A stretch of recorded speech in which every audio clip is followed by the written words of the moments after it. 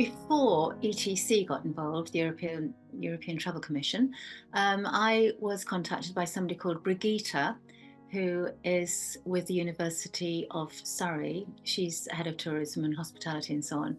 And she'd got a project which she had in mind. Having read lots of books to her own children, she was aware that in the market there weren't any books reflecting the career of tourism and hospitality. And she wanted really for today's generation of children to want to be inspired to go into that kind of a career. And she got the ETC involved with that. And then they got the author, and that was me. And then we got graphic publisher. The idea came from thinking about these transferable skills. So I wanted to look at the world through the eyes of somebody completely objective. Empathy seems to me to be the deepest and greatest of all the transferable skills.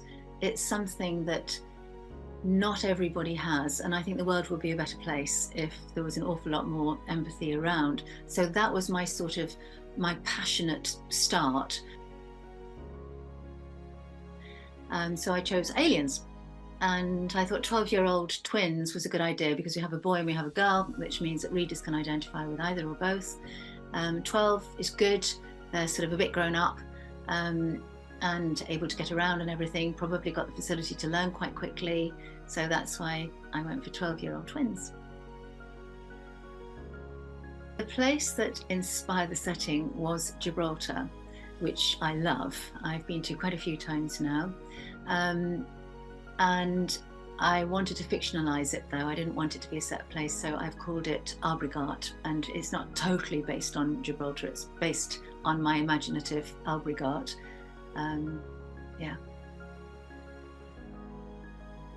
The empathy, I think, is the main one, but all the transferable skills, hopefully, over the course of the series are going to become more and more apparent. There's even a word search and crossword all about it at the back.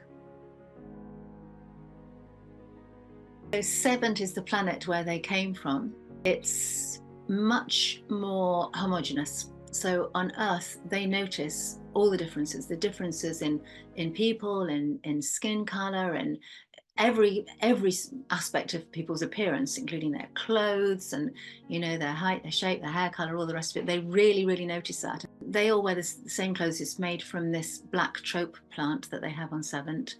Their houses are all the same. They're called pods. There's lots of vegetation, but there's not much animal life at all. They've still got all their fish, and their ancestors are fish from centuries and centuries ago. And they have still got birds and insects, but other than that, they've got rid of all their animal life. So that's something else they're adjusting to on Earth at the same time. And obviously the language is different. They don't have the need to talk, for one thing. A lot of it is telepathy, but they can talk, and they have a written language which consists of symbols. I feel that everything is character driven. The more I know the characters, the more I know what they're going to do.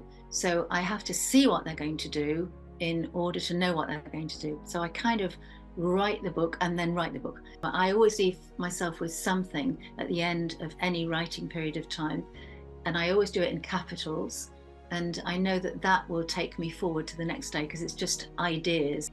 I only write all the time. I've got what I call the glaze, which is when I feel glazed over and I'm staring at the screen, but almost seeing double. And then I know I'm really in it, in the book, completely.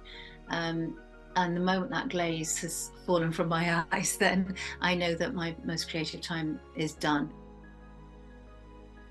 Anne of Green Gables by Ellen Montgomery, which I read 17 times when I was 10. That was definitely the book.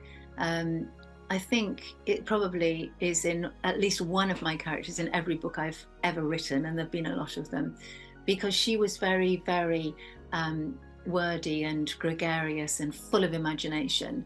And that kind of delivery definitely comes out somewhere in my books.